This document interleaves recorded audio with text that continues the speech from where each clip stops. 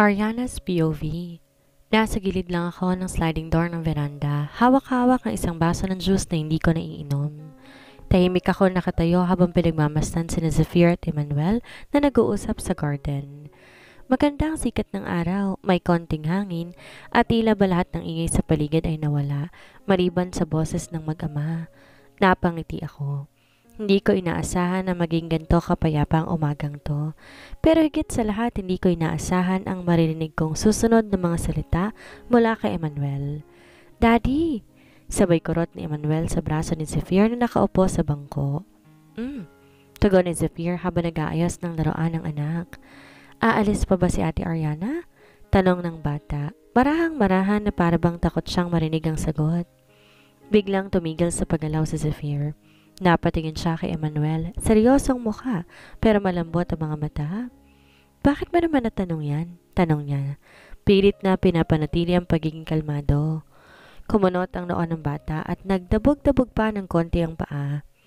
Kasi dati umalis siya wala man lang paalam tapos ngayon andito na siya ulit. Paano kung bukas wala na naman siya? Tumingala siya sa kanyang daddy. Ayoko na. Gusto ko na po siya dito. Lagi. Doon na ako muntik mabitawan ang baso. Diyos ko, ang sakit palang marinig mo yon. Yung alam mong kahit anong paliwanag ang ibigay mo, may bahid pa rin ang tampo sa puso ng bata at kasalanan mo yon. Hindi siya aalis. Sagot ni Zafir, mariin. Alam mo kung bakit? Umiling si Emmanuel.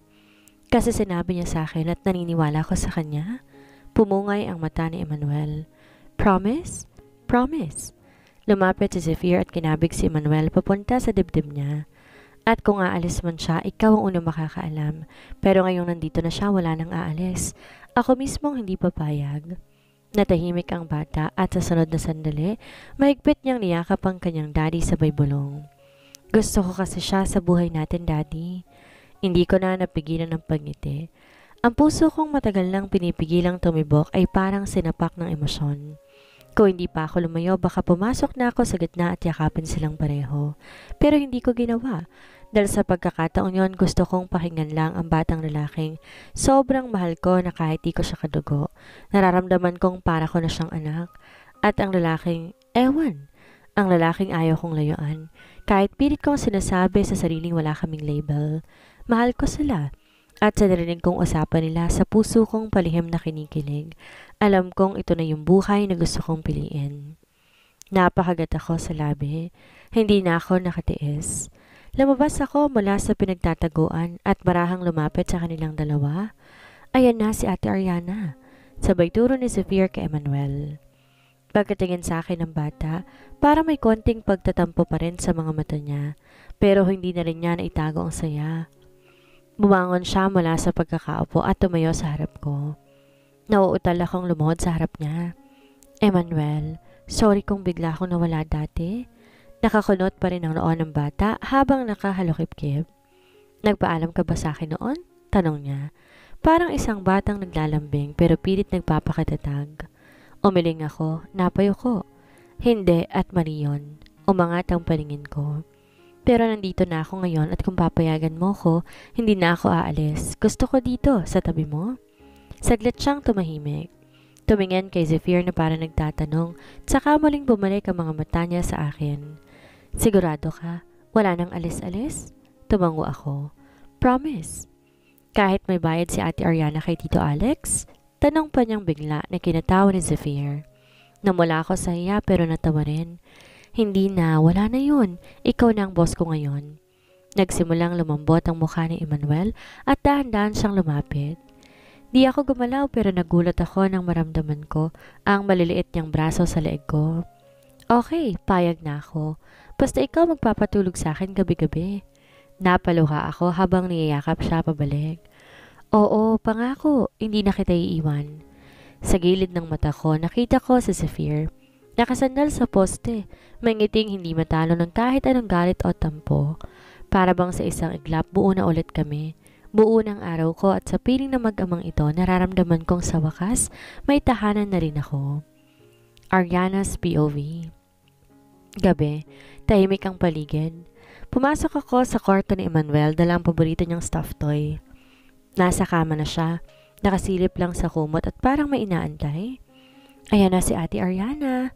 Mahina akong sabi habang pinapatay ang ilaw sa kisame at iniwan na lang ang lampshade. Ngumiti si Emmanuel at tinapik ang tabi niya. Dito ka matulog ate, para sigurado kung di ka aalis. Natawa ako pero humiga rin ako sa tabi niya. Mahigpit ang yakap niya sa stuffed toy at sa akin. Wala pang ilang minuto, bumigat na ang mga mata niya. Bago siya tuluyang makatulog, narinig ko siyang bumulong. Buti na lang bumalik ka ate. Hindi na ako mawawala. Sagot ko habang hinahaplos ang buhok niya. Tahimik, payapa, parang sandaling biglang nagtigil ang mundo. Pero maya-maya bumukas ang pinto. Maingat na pumasok si Zephyr, bitbit ang kumot. May space pa ba? Tanong niya. Bahagyang nakangiti. Halika, sabi ko kahit may kabang di ko maipaliwanag. Humiga siya sa kabilang gilid ni Emmanuel. Saglit kaming nagkatinginan sa dilim. Walang salita pero ramdam ko ang dami niyang gustong sabihin. Lumipas ang ilang minuto, pareho kaming nakatingin kay Emmanuel na mahimbing nang natutulog sa pagitan namin. Salamat, mahina niyang sabi. Dahil bumalik ka. Hindi ko alam kung tama pero naramdaman kong dito ko kailangan. Hinawakan ni Zephyr ang kamay ko sa ibabaw ng kumot. Mainit, mahigpit.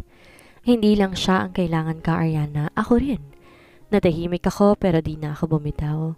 Sa gabing ito, sa piling na mag-ama ramdam kong isang bagay na matagal kong pinangarap. Ang maging bahagi ng isang buong pamilya. At kahit di pa malinaw ang lahat, ramdam ko, nagsisimula na ang bago naming kwento. Kinabukasan, almusal time. Habang hinihigan ko pang una, narinig ko ang tahimik na halakak ni Emmanuel mula sa kusina. May mga yabag na dumaan sa labas ng kwarto ko, kasunod ang tunog ng pinggan at kutsara. Dahan-dahan akong bumangon, nag-ayos at lumabas ng kwarto. At sa eksaktong sandaling yon parang bumagal ang oras. Nakita ko si Zephyr, nakasuot ng apron. Oo, apron talaga habang nagsasalin ng gatas sa baso ni Emmanuel. Si Emmanuel naman nakaupo sa high stool, nakatingala kay Zephyr habang kumakain ng pancakes. Daddy, dapat lagi may prutas sa gilid, sabi ni Ate Ariana. Sabi ni Emmanuel habang turo ng turo sa plato. Bossy ka talaga, biro ni Zephyr habang nakangiti. Mana ka yata sa ate mo. Napahagikik ako at saka lang nila ako napansin. Tumayo agad si Emmanuel at lumapit. Ate, good morning! Yapos niya ako agad sa bewang. Good morning, baby boy. Yumuko ako para halikan siya sa noo. Ang bango ng almusal natin Si daddy gumawa, proud niyang sabi. Paglingon ko kay Zephyr, pinunas niya ang kamay niya sa apron at tumingin sa akin. Alam ko, late kang magigising kaya pinagluto na kita. Umiti ako at bago pa ako makasagot, humakbang siya palapit at kinuhang kamay ko.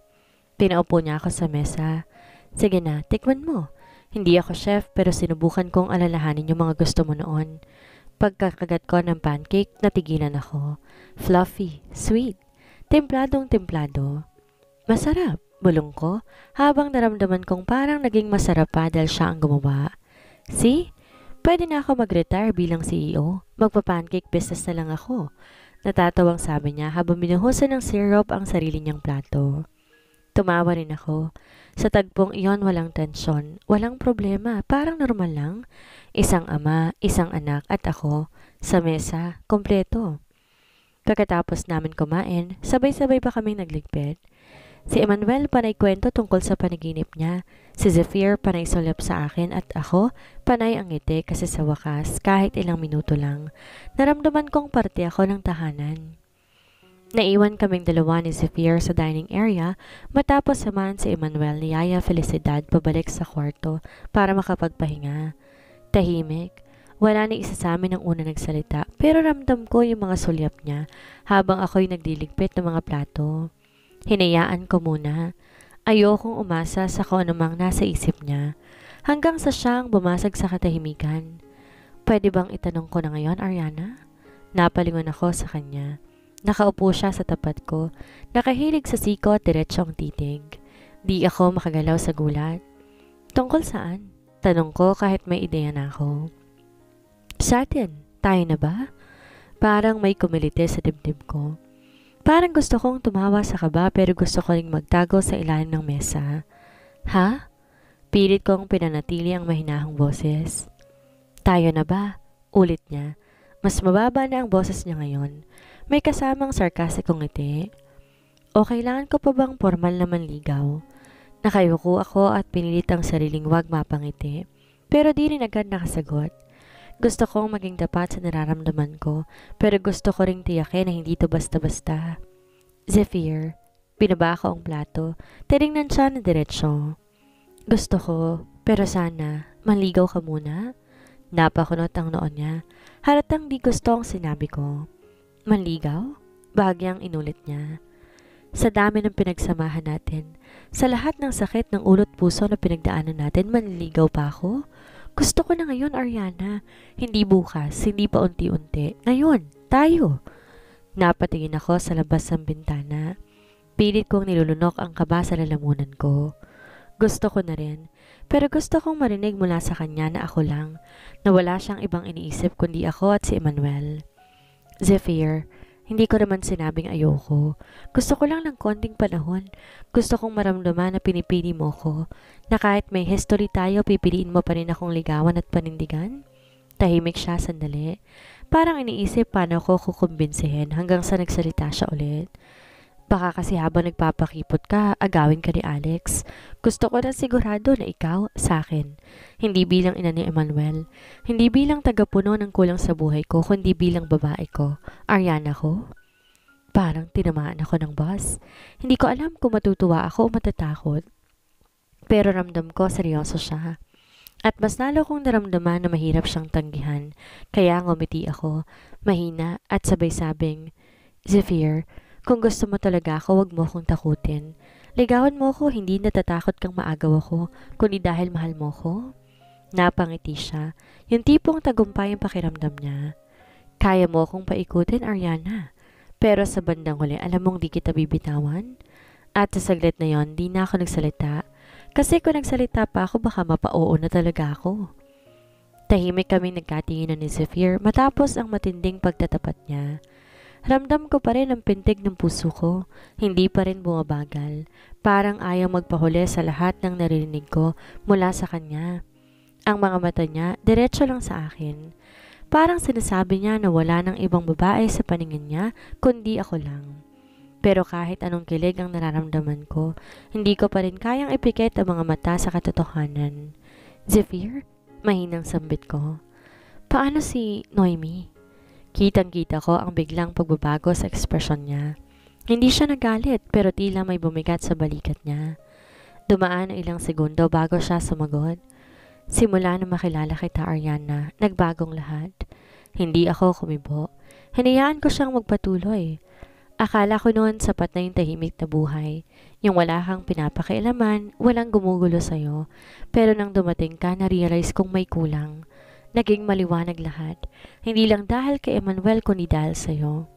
Bigla kitang hinanap sa araw-araw. Sa bawat gising ko, hinahanap kita at napagtanto ko. Hindi ko na kayang bumalik sa dati. Zephyr, bulong ko. Nanginginig ang boses ko. I'm fixing it, Ariana. Seryoso niyang sabi.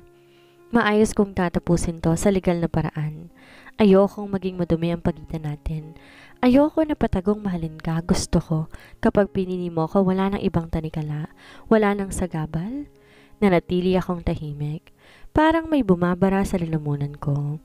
Gusto kong umiyak sa kaba, sa takot, sa hindi ko maintindiang damdamin pero higit sa lahat, gusto kong maniwala. Dahil sa panahong ito, si Zephyr na lang ang tanging lalaking kayang magpatibok ng puso kong dati tinuruan ng sakit at pag-iisa. Hindi ko ipipilit kung hindi mo pa kaya, dugtong niya. Pero gusto kong malaman mo, Ariana, mahal kita. At handa akong gawin lahat mapasayo lang. Pumikit ako saglit, tumingin sa kisame, pilit pinipigil ang luha. Bakit ba ganito katindi ang epekto niya sa akin? Bakit kahit anong gusto kong sumugal? Pagbukas ko ng mga mata ko, naroon pa rin siya. Walang alinlangan, matatag, at sa loob ng puso ko may boses na bulong ng bulong. Kung hindi to totoo, bakit gantong tibok ng puso mo? Tahimik kaming dalawa. Parang sabay kaming hinihigop ng katahimikan ng kwarto. Sa dami ng nasabi namin, parang may kulang pa rin. Yung mga matang kanina pa nakatitig sa akin, parang may gustong itanong at alam mo na kung ano yun. Dahan-dahang lumapit si Zephyr. Hindi siya nagmamadali, pero ramdam ko ang bigat ng bawat hakbang niya. Hanggang maramdaman ko na lang ang init ng hininga niya sa pagitan naming dalawa. Ariana, bulong niya. Mahal mo ba ako? Napatitig ako sa kanya. Hindi ako agad nakasagot. Hindi dahil hindi ko alam ang sagot kundi dahil natatakot ako na sabihin to ng malakas. Dahil ang pag-amin ay parang pagtalon sa isang bangin. Walang kasiguraduhan kung may sasalot sa'yo sa ibaba. Pero hindi ko na kayang itago. Hindi ko na kayang magsinungaling pa. Lalo na sa sarili ko. Oo, Zephyr. Mahina pero buo kong sabi. Mahal kita? Nagulat ako sa sarili ko. Biglang gumaan ang dibdib ko. Parang may tanikala na nahulog mula sa puso ko. Hindi siya sumagot. Hindi niya kailangan. Dahil ilang sandali lamang, marahan niyang hinawakan ang pisngi ko. Tinitigan ako na parabang ako na ang tanging babae sa mundo at dahan-dahang inilapit ang mukha niya sa akin. At doon, marahan niya akong hinalikan. Hindi yan mapusok. Hindi yan halik ng pagnanasa. Yon ay halik ng isang lalaking matagal nang naghihintay. Isang halik na puno ng damdamin. Parang gusto niyang ilipat lahat ng nararamdaman niya sa isang dampi ng labi. At sa bawat segundo ng halik na iyon, ramdam ko kung gaano niya ako pinili. Kung gaano siya kasigurado at sa wakas, sigurado na rin ako. San ba tayo pupunta? Tanong ko habang nakatingin sa malawak na tanawin sa labas ng kotse. Ramdam ko ang malamig na simoy ng hangin kahit naka-aircon kami. Tahimik lang si Zephyr habang nagmamaneho. At ang pilong ngiti niya sa gilid ng labi ay mas lalo nagpakaba sa akin. Hindi namin kasama si Emmanuel ngayon. Sabi niya kasi gusto raw niyang bigyan ng espesyal na oras ang anak niya na parang hindi ako kasama sa plano. Pero hindi ako nagtampo. Sa totoo lang, tuwang-tuwa ako sa nakikita kong binibigyan niya ng atensyon si Emmanuel sa ganitong paraan. Iba na talaga ang Zephyr ngayon. Mas tahimik, mas mapagmasid at mas totoo. Sorpresa, maikling sagot niya. Di inaalis ang tingin sa daan. Basta wag kang mag-alala, safe ka sa akin. Ewan ko ba pero sa simpleng salitang safe parang biglang lumambot ang puso ko. Sa dami ng pinagdaanan naming tambuhan at mga tanong na walang kasagutan noon, ngayon tila unti-unti ng sakit, nabubuo ang mga sagot. At eto ko muling natututo kung paano magtiwala. Tahimik kaming dalawa ng ilang minuto, pero sa loob-loob ko parang may fireworks na sumasabog. Ilang ulit ko na rin sinilip ang mukha niya. Minsan nahuli ko siyang sumusulyap, tapos biglang mag-aayos ng upo at parabang nahuhuli ko sa isang lihim. Kailangan ko ng maghanda ng sarili ko emotionally at physically. Biro ko, pilit pinapawi ang kaba. Ngumiti siya. Both, napatawa ko. Grabe ka, kinabahan na nga ako. Basta Ariana.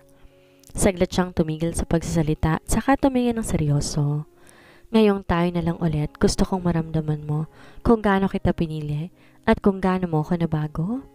Naparunok ako, di dahil sa takot kundi sa bigat na sinabi niya. Totoo bang akong dahilan ng lahat ng pagbabagong yon? Nilingon ko siya at gumiti. Okay. Kung saan man ako dadalhin, tiwala ko sa iyo, Zephyr. Sa sagot kong yon, bigla niyang hinawakan ang kamay ko habang nagmamaneho. Marahan pero sapat na para pasayahin ang buong araw namin. Maya-maya, huminto kami sa isang private resort na tila kinuhang buo ni Zephyr para sa araw na to. Pagkababa ko'y napatayin ako sa paligid. Tahimik, preskong hangin, napapalibutan ng punong tila sumasayaw sa lambing ng simoy ng umaga.